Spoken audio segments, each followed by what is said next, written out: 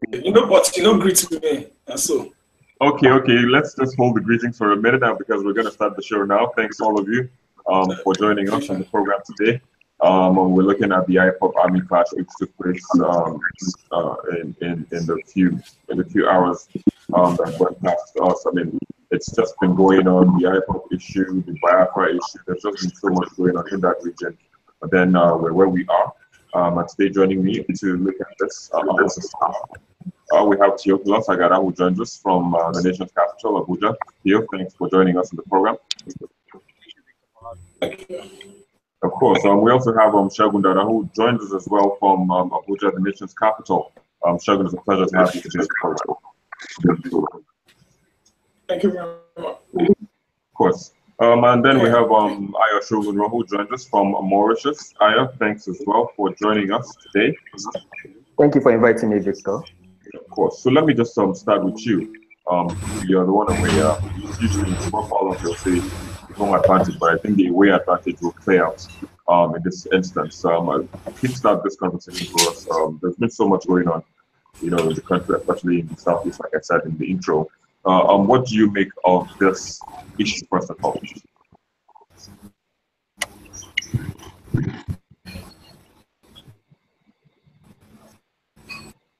Ayo. Oh, sorry, was that meant for me? Yes, please. Yeah, okay, well, again, like almost every other issue in Nigeria, it's a complex situation. It involves, on one hand, activities by the government, involves, on the other hand, activities by separatists, the IPOB here now. And then, on the other hand, it also involves all of us, every other person in Nigeria who consider ourselves citizens of Nigeria. And I think generally what we have ordinarily is a kind of situation that should be handled with tact.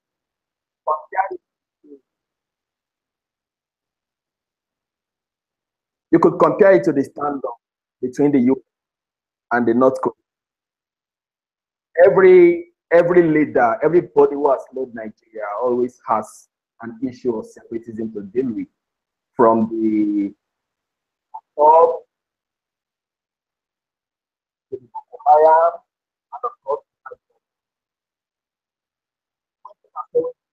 we get the kind of leadership that understands how to handle an issue in such a way that, one, it stems the existing agitation, it takes care of the existing agitation, and two, it does not conflagrate it, it doesn't make it become worse in the process of time.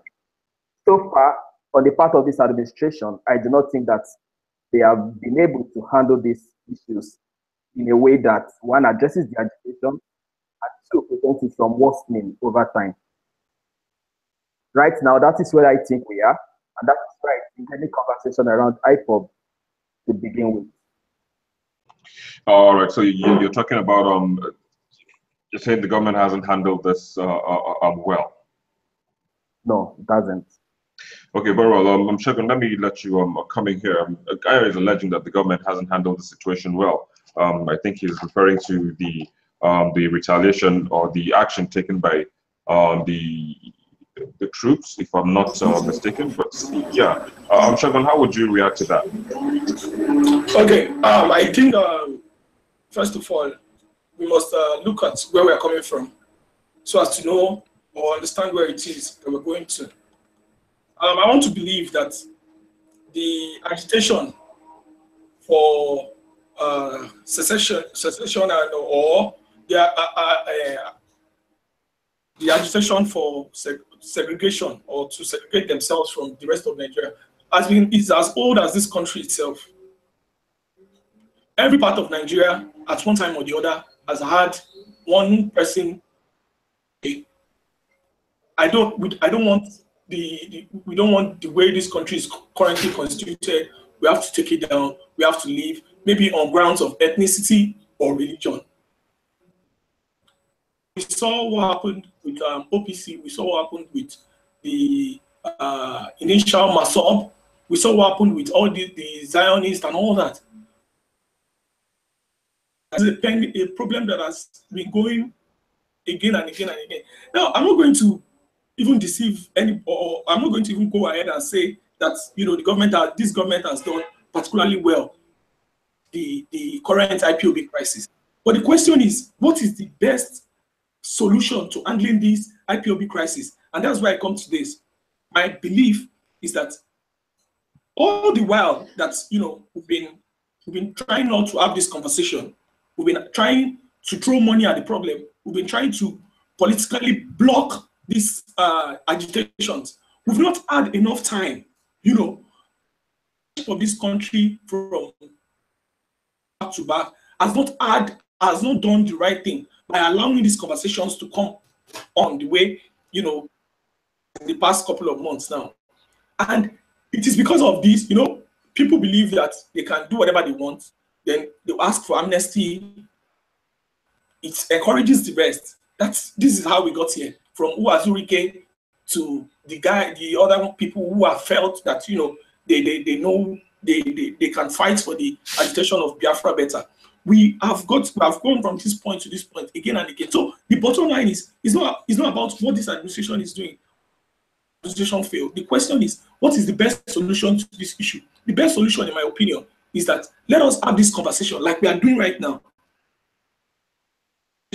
And let us have this conversation in such a way that we settle it once and for all. It's not going to solve it. Political not going to solve it, because I am very, very sure that, you know, it's are shared to all of these people that are agitating. By now, they would have been singing the praises of this administration. Between 2011, there was Biafra agitation in Nigeria, but it was not serious because they were taken care of politically. Now, immediately that went, we have gotten back to we have done a total 360, and we are asking the questions: can we continue as a country? So for me, it's not as much as what this administration is doing about it, as much to this conversation right now. It is in having this conversation that we would find a sustainable solution to this problem that we have had over time. So yeah. So when you talk about having this conversation, are you looking at a conference, a confab like we had in the previous administration? No. I am looking at a situation where the right people, if truly we want a situation where we want to secede from Nigeria, I'm talking about the Biafra agitators. The conversation that has gone around it over the while has been xenophobia, has been threatening violence against the rest of the country. Now we are having this conversation and asking the right questions. The conversation is, what can we do to ensure that people have a right to self-determine if they want to remain in this country or not? For me, I think that the conversation is about demanding for a referendum through the proper and, you know, legal channel. Demanding for a referendum and allowing these people themselves choose this country or not. There is no point. There's no gainsaying in, you know, playing around with words. Confab, school fab, national conference. All of these conferences, we have had them back to back. You know this. I know this. These things are not the solution to our problems. We know that. If there was a conference called by Jonathan. This conference, Jonathan is very, very, very, very much more of a southeastern and eastern person in sense of politically. They accepted him politically, and they had the chance, you know, the guys coming from the southeast to discuss this issue at the confab. They had the chance to ask these questions, to make these conversations. They deliberately did not. So the conversation I want us to have is to, you know, to determine this question of, do we want to remain one, or do we want to continue the way we are continuing? And the solution for me is that a referendum should be sought for. This referendum is the only way that, you know, we can have to. Hold on, just give me a minute. Let me take my dog. I'm coming. Please. That's okay. All right. Okay. So yeah, while he tames his dog, Tio, let me come to you. You know, Shogun. Ayush started by saying that he doesn't think the government has handled it the way it should have. Shegun also agreed with him in a way, but also said that he thinks that we need something different, you know, moving forward. One of which he said is a referendum to you know, to move on. But what do you think?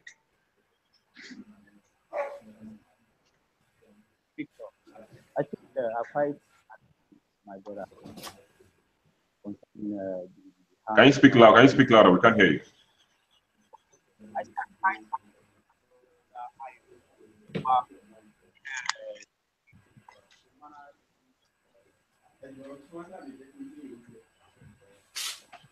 Okay. I still can't hear you. Ayo, can you hear him? Not really. Okay. Myself, I can't. Oh, okay. So Theo, can you come again, because we really can't hear you. All of us can't hear you.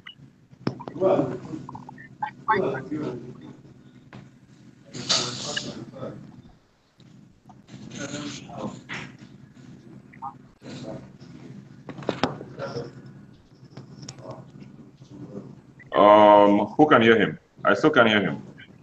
I can't. Okay, Theo, we're having issues hearing you.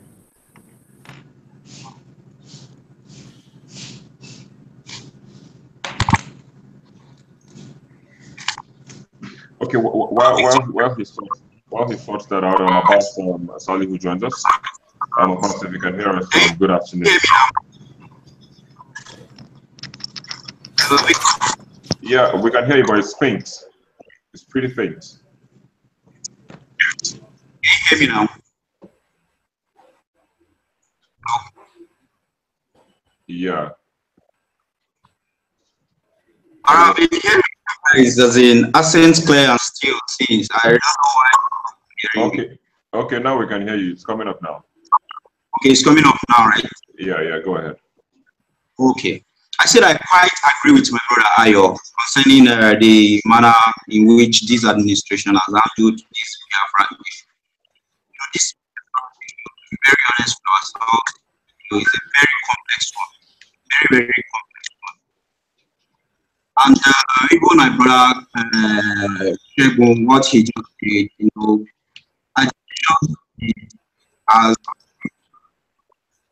agitations like this has always been, you know, in the system, you know, the IPOB, like the Masop, the Niger Delta people, you know, even the OPC people, you know, at one point in time, have been advocating or agitating that they want to switch from Nigeria.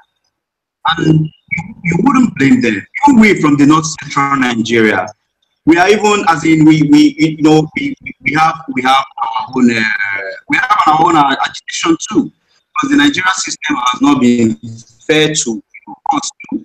And people saying they are being marginalized, yeah, it's truly the marginalization in Nigeria is very is peculiar to every tribe and every region.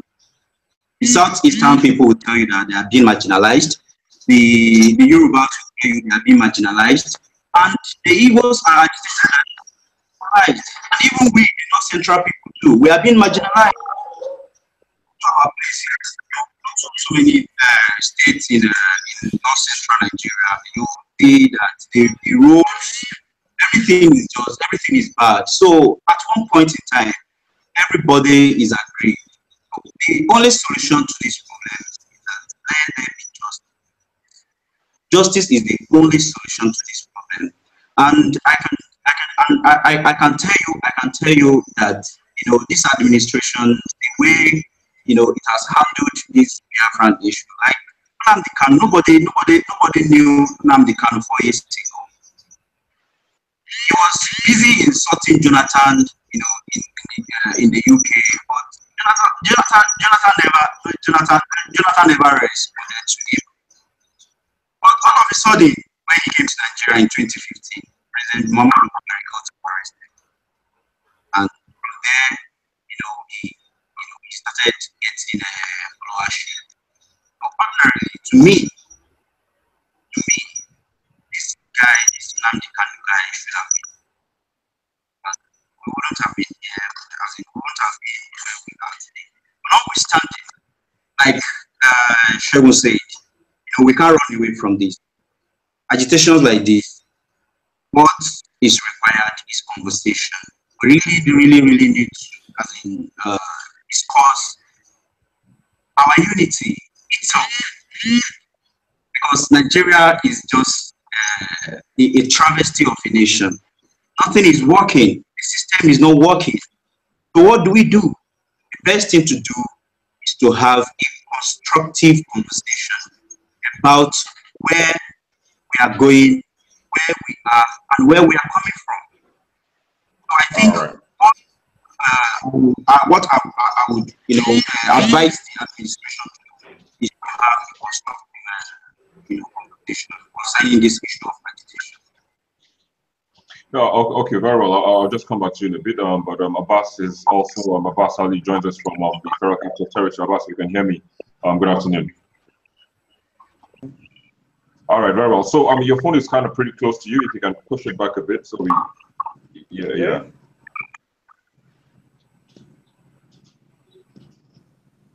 Yes. Yes. Can you swing your chair to the left? Yeah. Sorry?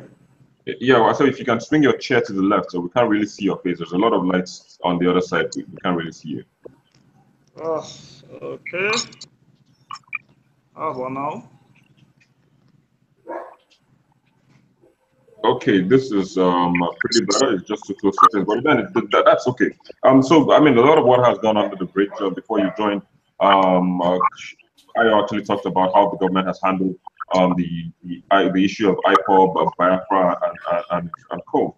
Of course, he didn't state it clearly, but I believe he was referring to the Operation Fight and Dance, which originally was a military exercise to sharpen the skills of those involved. But along the line, it went awry, and we're where we are at the moment.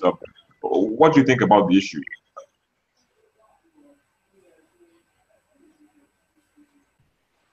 All right, so we're not getting him right. Before he sorts that out, Ayo, let me just come back to you now for clarity's sake and purposes. Yes, you said that. Yeah. So if you can just state, I mean, what do you think the government hasn't done right, so to speak, like you said earlier on?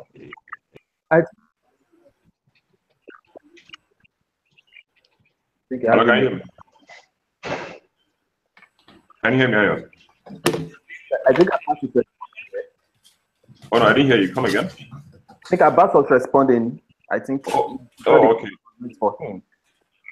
So just to clarify my position earlier, it's not so much about the Operation Python Dance. That's just a symptomatic aspect of the general attitude of the government. Right from almost the moment President Buhari took power, he has been focused on, as Theophilus noted, on Kanu and Kanu's issues. And that's the point. It's the president takes remember at his national broadcast, I think in 2015, when he specifically mentioned Kanu in his national broadcast speech, he elevated the man beyond necessary. This administration has personified the Biafran agitation into one person rather than as an issue involving a large ethnicity. There are many Igbo people who are peaceful people, who see themselves as Nigerians, or who still feel some sort of grievance regarding Biafra. And it is not just about what is happening in Nigeria today. It is a generational issue. It is something that is the same way, for example, blacks feel in America. You don't just say get or move past it. There has to be some sort of transitional justice. It is what happened in South Africa after apartheid. There was transitional justice. It is still going on even till today. Things that happened under apartheid are still being brought forward and examined by relevant agencies there. And that is what we as Nigerians have never done. So that everybody who is born, even if an Igbo child is born today, they are going to feel differently to Nigeria than an Hausa child or than a Yoruba child or than an Igbo child and so on and so forth. Because there is a sense of generational injustice that they feel much more than the issue of roads or electricity or telecommunications or the rest that affects the rest of us. And that is what Nigeria has never attended to. And Nigeria never attends to this in any area. If the government comes into Lagos today or into Abuja today and destroys a community in the process of achieving something, we move past it. We have so many things like that that keep piling up. We move past the killing of Nigerians. The Civil War, we lost 3 million Igbo people in the Civil War. Never mind those who were also lost from the army side, but most of the civilian population was mostly unaffected. 3 million Igbo people died. You don't just walk past that and say it's gone, it's past. And so it is not about Kanu. Kanu is not the issue. It is about that sense that please everybody forget about this. And now, so we come back to the issue of Biafra, as Shegun also has noted, as Theophilus has noted.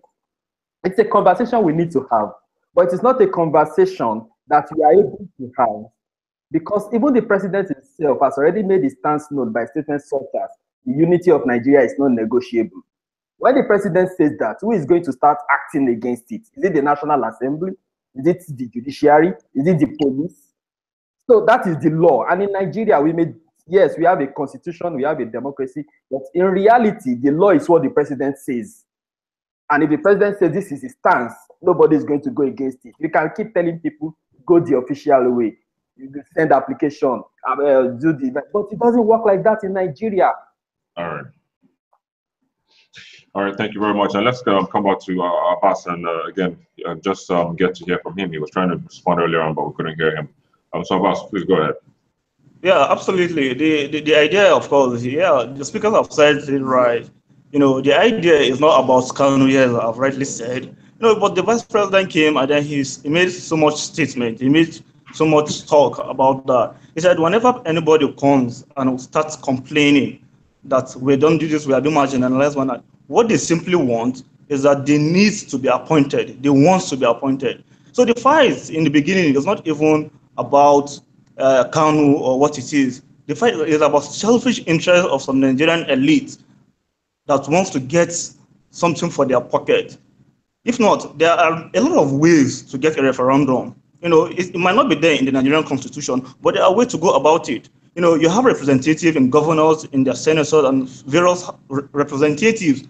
None of them went through that to seek the rightly referendum that they wanted. It's not by just taking arms or probably going, making social media hula baloo about getting your own state. No, yes, the underdevelopment, unemployment that has been leading to all these things in past years. It didn't start today. It didn't start in 2015. So irrespective of whatever the president has said, he has said it prior to what he feels. And he doesn't feel that dividing Nigeria now is what we are after now. For God's sake, we are underdeveloped. We are called developing nation. And then the least thing we want now, we're just there trying to just, you know, go off Boko Haram. And then some group of people are now coming back and saying that what they want is this. Boko Haram wanted caliphate. And they were just trying to deal with that. And then they're still coming. And then they're not doing it in the appropriate way.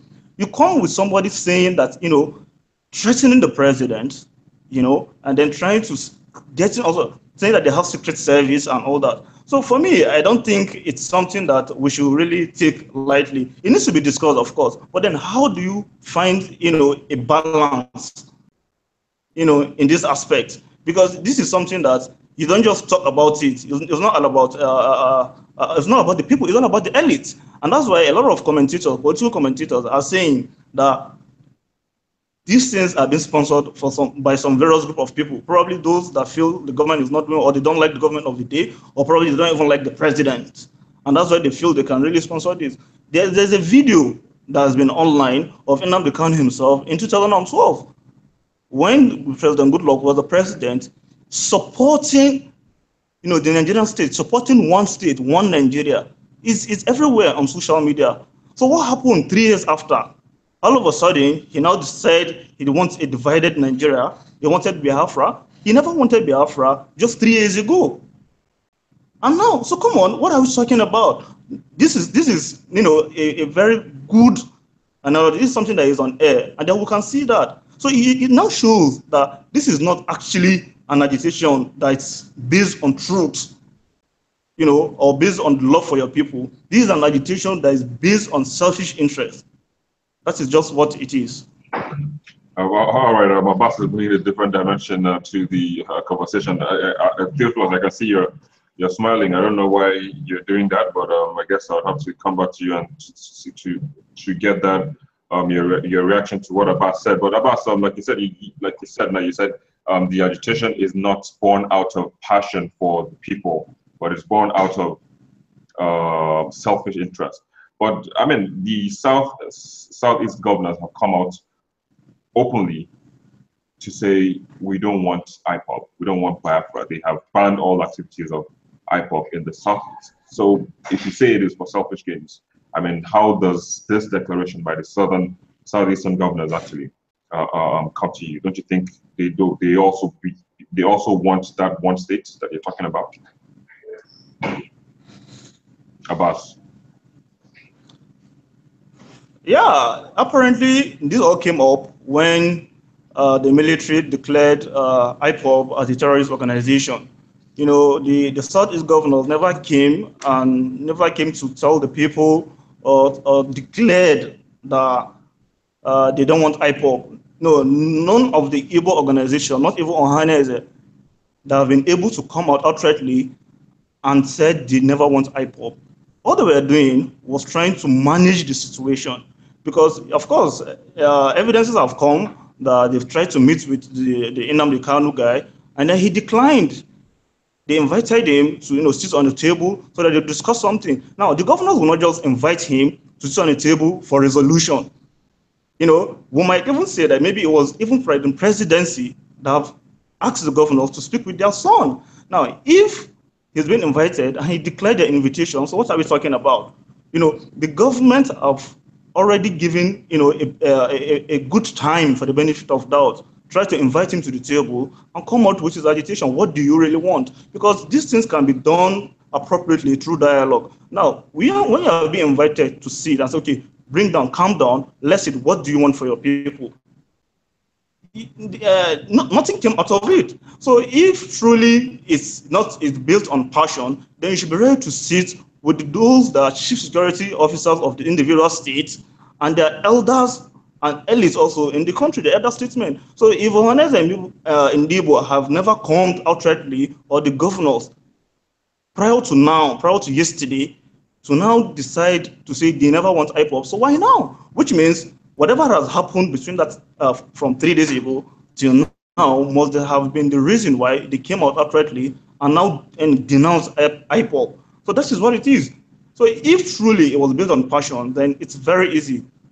They should come out ever since before now and denounce IPOB and ask them to stop whatever they want to do, and then tell them that they are going to sit with them, including the federal government. It's something that is very negotiable. There's no two ways about it. So if truly it's built on passion, this guy, just like what happened in the north, the northern governor was able to call their people to order and tell them, this is what we want, this is what you do. And then they declined, they withdrew their statement, and then there is peace. So I expect the same thing to have happened in the South region, even prior to this moment, before the agitations and then the soldiers going on the streets and all. All right, we'll come back to you in a minute. Theo, let me just quickly come to you now because you were while he was talking about how this has been going on in the person says you were pretty smiling. I'm not sure why, but I would like to get your response as to why you were making those gestures at that point in time.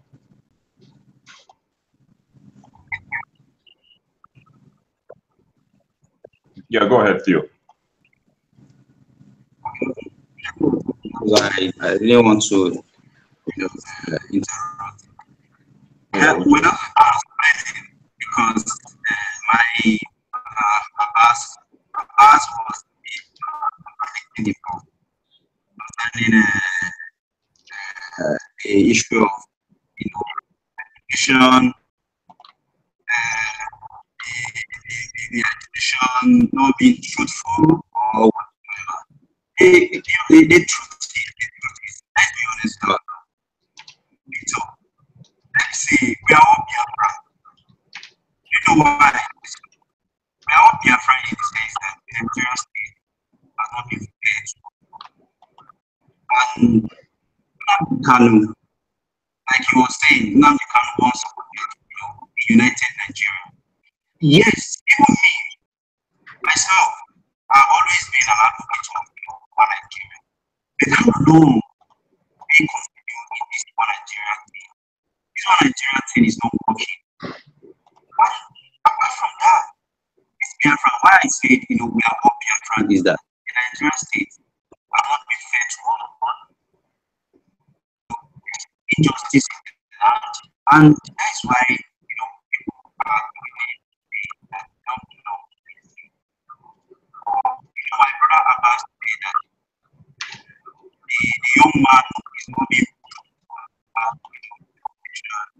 during All right. Jonathan. Theo, we're really struggling to hear you. He still has, he has the right to work.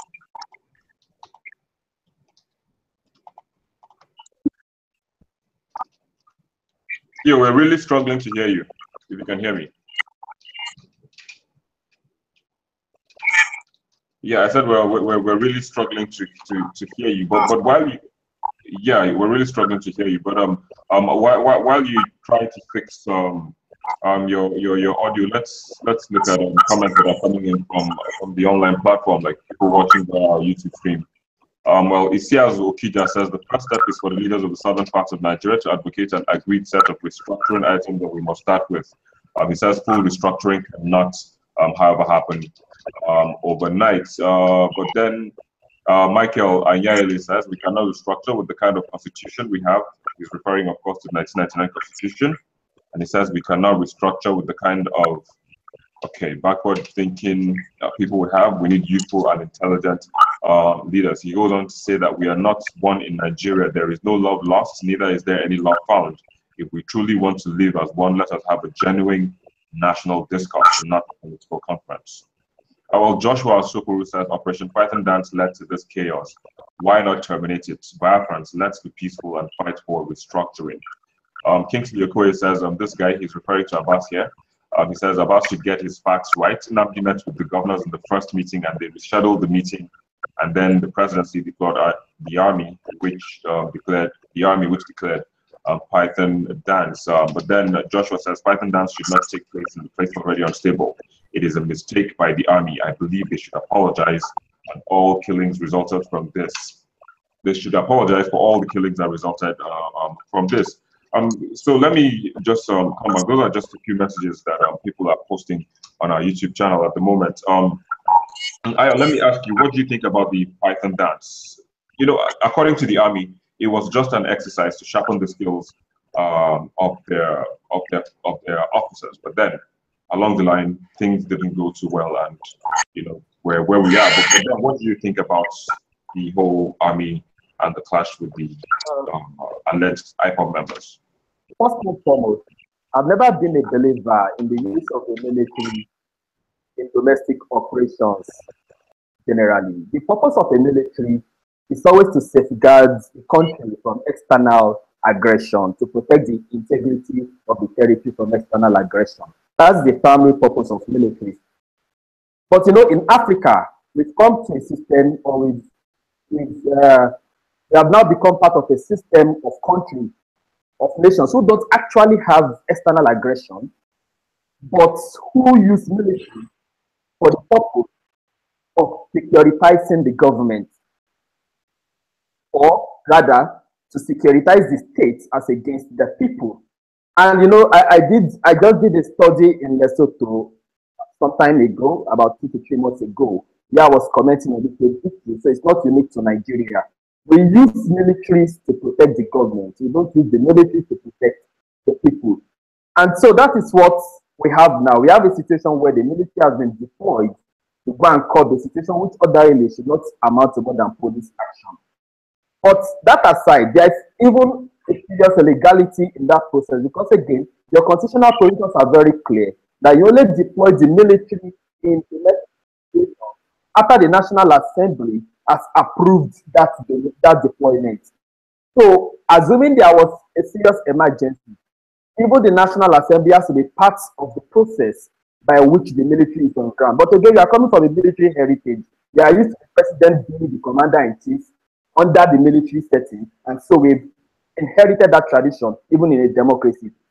Anytime you see the military in Nigeria now, you cannot trace the direct legal process by which the military got into that position or into that place of deployment. So on the face of it that is already an illegality. But let's even remove the law. Let's say the law is immaterial. Let's see our constitution is immaterial. Let's just talk about the facts on ground, necessity, circumstances, whatever you want to use to justify it. The point still is here. We should not have had the kind of escalation that has been that has resulted from the use of the military in that situation. What the military should do, and I insist, what the military should do in any situation is to protect lives, not to take out people, not to, arrest people. The military should be there to safeguard the lives of the citizens, not to safeguard the state, not to safeguard state sovereignty. State sovereignty is an amorphous idea. It is something that is not visible. You don't protect state sovereignty by killing people. When there is external aggression, yes, it becomes visible. But if I also go write an article saying, oh, I don't believe in Nigeria, Nigeria is this, Nigeria is that, yes, I'm actually attacking state sovereignty. You don't send me the military to knock down the door and bring him out just because he's attacking state sovereignty. So the same thing here. As far as I have seen, I have not seen a situation, I might be wrong, I'm not saying I'm right, but I have not seen a situation where IPOB have held Nigerians to hostage. I hear reports from people say things like, oh, IPOB harass people in the market and all that. Like I said, those are police actions. Those are civil law. It's not called for martial law. But I have not seen a situation where, oh, IPOB members are armed and they are getting a situation where they are holding people hostages to the extent that military action is justifiably necessary in the circumstances. I don't understand any of this. I see it as nothing more than the typical show of force which the Nigerian state does whenever it feels itself directly threatened. There are better issues for our military. Acting as civil law protectors is not one of those issues. Does that mean you don't agree with the declaration by the Nigerian Army that IPOB is a terrorist organization? The Nigerian Army has no authority to declare that. The Attorney General, under the Terrorism Act, only the Attorney General, the Inspector General of Police, and the National Security Advisor have to apply to a court. They have to apply to a court for an order declaring the organization as a prohibited organization. Only the judiciary has the power to say any organization is prohibited. That is the law. And when the judiciary has done that, the court order is published in the Gazette and in the newspaper. Like I said, our entire militarized mentality is an aberration to a democracy. All of this is what the army does under Abacha. Good. Under IBD, yes. Not under a democracy. It cannot work. Our democracy keeps crumbling every time we approve actions like this. The court gives an order. The court says this organization, because by constitution, you have a right to associate. You have a right to assemble. I can start an organization today under any name. I can call it People Who Hate Nigeria Association. It is valid under our constitution. It's just the fact that we say we hate Nigeria is not enough in itself. All right. Okay. Okay, I'll just come back to you. But Shegun, let's just get to hear from you as to the comments that Shegun just made in terms of the deployment the deployment of the army to the southeast, as well as IPOB being declared a terrorist organization. Shegun, we can't hear you.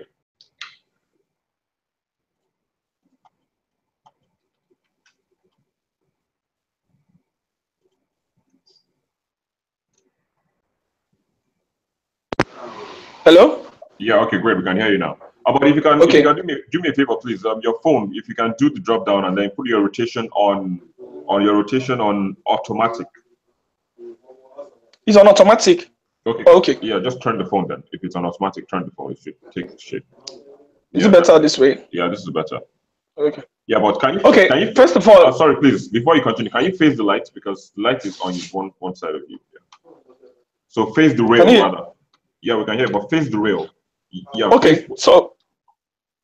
Please. So I'm going to say. But please, Shegun, just turn around. Yeah. This way. No, back your door. Back your door.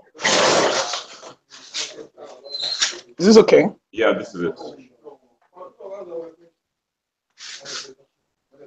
Okay, please go ahead. Okay? Yes, please. Okay, let me start from where Mr. Ayoshogoro said that Nigeria is the president said Nigeria is non-negotiable.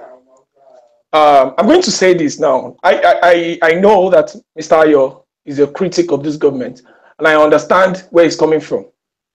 But let us refrain from, making statements that belittle sometimes the legal knowledge that's the little legal knowledge that we have.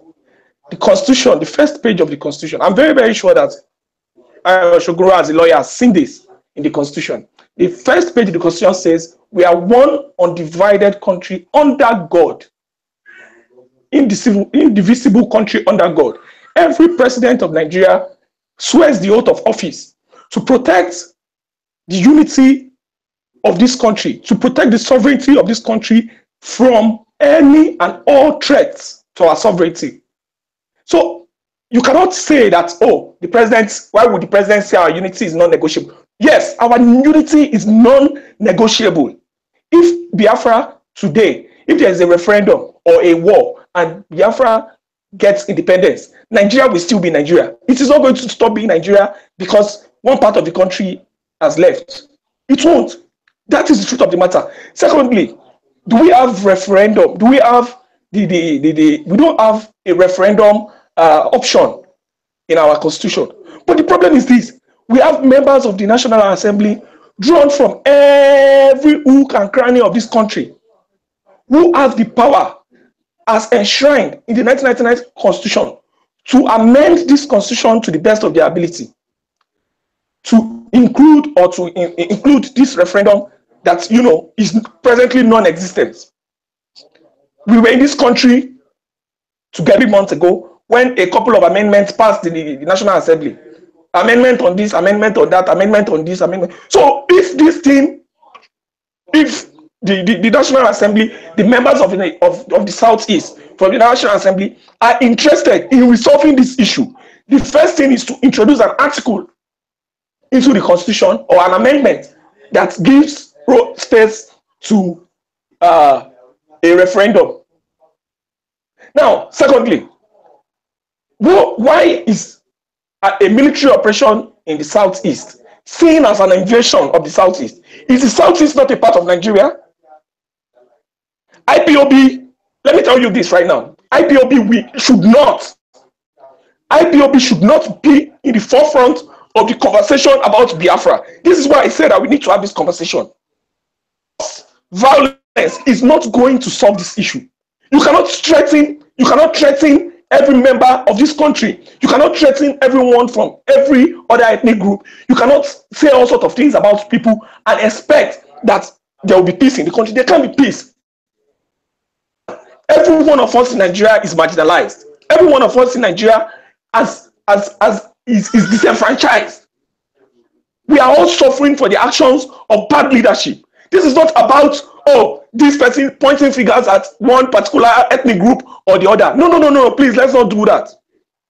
Thirdly, I would like to state categorically that if you think that all IPOB has done is say, oh, we are a different group and we want Biafra, that is their offense, then I am very, very sure that it's either you are being mischievous or you are deliberately, or you definitely don't know what is going on here.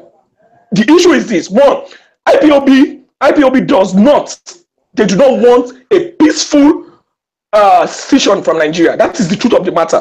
So unless you accept their violence, unless you accept their rhetoric, unless you accept this ideology that says, oh, we either get it by force or we don't get it at all. We either get Biafra or death. These are things. Please let me finish. Ayo, Shogoro, let me finish. I gave you a chance to have your conversation. I am reclaiming my time. Victor, please, can I reclaim my time? Yes, please. Ayo, let him land, and we'll come back. Okay, thank you very much for letting me reclaim my time, Mr. Ayo Shogoro. This is trouble today. Unless you accept IPOB's rhetoric of war, and let us not deceive ourselves. There is no, you can say whatever you want, but we were all in this country when IPOB members were going from, they were going from one vehicle to the other, passengers. Can you tell me the correlation between the Nigerian army attacking members of the IPOB and a reprisal attack on the Hausas? Can you tell me? You can't, because you refuse to believe that the rhetoric of these guys are dangerous. You see this as a human rights issue when the lives of innocent Igbos, the life of innocent Nigerians all around the country is at stake. Now, whatever is going on in the Southeast, let me tell you something. I do not believe in the violence or the way that the Operation Python dance has gone on so far. In my opinion, it was too premature. That is my opinion. I believe that it should have come after Nnamdi Kanu jumped bail. Now, while I do not agree with the Operation Python dance exercise, I will not pretend not to understand it. We were in this country when Nnamdi Kanu stated categorically in the full glare of the media that if his bail is revoked, they should burn Nigeria to the ground. That he tells them this is an oath. He also went ahead to inaugurate. He went ahead to inaugurate a secret service on the ground of this very country. These things are recipes for chaos. They are recipes for war. So let's not say that. Are you listening? Let's not say that we don't know what we are doing. We know what we are doing. The mouthpiece of the Igbo people. The IPOB is not the mouthpiece of the Igbo people. There are so many Igbo people whose life is in danger because of what IPOB is doing. Number one, if there is a problem, if for instance the reprisal attacks that have been going on Hausa Fulani, on Yorubas in the Southeast because of this Operation Python dance, if it had spiraled out of control, it would have affected Igbos who don't even know anything about. There are some people who are Igbos who live outside of the Igbo land who have never even been there before in their life. All right, Shogun, wrap up quickly. We're running out of time. I'm going to wrap up now, and I'm going to wrap up with this. That whatever we do, let us understand that posterity will judge all of us. If you say that you do not believe in one indivisible country, Mr. Yoshogo, get a form and contest as president. Then you can tell the whole country that you will not stand by the oath that you swore to protect. Yes, take a form, contest for president. Tell us you will not stand by that oath. Yes, the president of Nigeria, the president of Nigeria has a right. Please, I'm not done. Please, the president of Nigeria, the president of Nigeria has a right to say that Nigeria is an undivisible entity. The Nigerian president has the right. All right, thank you. To say that. Thanks. The president of Nigeria has the right to say that Nigeria is one indivisible entity. All right, thank you. Yes, it is not a divisible entity. If you want to divide Nigeria, do it the normal way. Let us go for a referendum. If you want to divide, if you want Biafra to happen, IPOB should stop threatening Nigerians. They should stop threatening everybody. They should stop saying that they either get this thing or they are going to kill everybody. Nobody has monopoly of violence. I just want you to know that. Thank you very much. I am very happy with the way that the North has handled this issue so far. All right, Shag, we have to hold it here now. We're really running out of time. Ayo, let me give you also just a few seconds actually, to quickly. They try to force people into boxes. You either want to kill IPOB or you either want to kill Nigeria. That is not how. There are not two choices. There are not two choices. You can criticize without support. No, I said this. What they have done, I said what they have done. What they have done. Yes, that is the duty of the country. That is what country. No, the military has a right to carry out an operation in any part of this country. As of this moment, the Southeast is a part of Nigeria. As of this moment, the Southeast is a part of Nigeria. If you do not accept that, let us leave it. Go back to military rule. All right, thank you. Military rule, whether military rule or civilian, the military, let me tell you something. The military has a right to carry out any operation in any part of the country. It's as simple as that. The Constitution says no. The Constitution says only Which the law? No, Mr. Ayoshoguro, you do not have monopoly of interpreting the law. The law states that the military, a military intervention can take place anywhere in this country. That is the truth of the matter. It says section 217 of the Constitution, suppressing insurrection, acting in aid of civil authority to restore order, and it says subject to conditions that have been prescribed by an act of the National Assembly. The military is only called on to aid civil authorities. I am saying what IPOB has done so far is simply a matter of civil law. And civil law, Kanu was charged and arrested to court. The government is prosecuting court. Test it that way. Don't make it a full-scale invasion. All right. Thank you very much. Just wrapping up, Abbas. Abbas. Okay. Just also give us 2 lines before we go.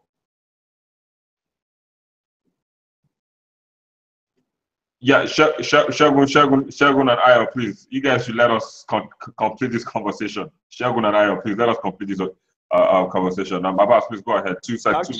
Actually, we don't need to argue this. I don't think we should really argue this. Sorry, we don't really need to argue this way. You know, everybody is entitled to his own opinion, and that is just the basic truth about it. You know, there's no way, you know, Mr. Dada can convince Mr. Ayo, because Ayo already have a belief already. So, and Tio have his own belief. So there's no way we can convince. So everybody is entitled to his own opinion. I think that's what I feel. We should just think, and then, yeah, the government of the day really would really determine and decide on what to do about it. They are the government. You know, the lives and properties are bounded to them. They swore to protect it. So let's see what's gonna happen. Let's see what's gonna. Yeah. All right. Thank you. Okay. Thanks very much. Theo, also let's also get 2 lines from you before we go. Hello, Victor. Yeah, I can hear you now. Go ahead. My brother Shagun, like you always around Nigeria. So let's have this conversation in a very see. We really have to run this conversation up now. Thank you very much for joining us. Shagun, Dada who joined us from Abuja, Ira Shogun joined us from Mauritius, Abbas Ali joined us from Abuja, as well as Theophilus Agada also joined from Abuja. But that's where we have to wrap this conversation. For those of you watching via our YouTube stream, we also see all of you. Thank you very much for the comments that you also have been putting out there.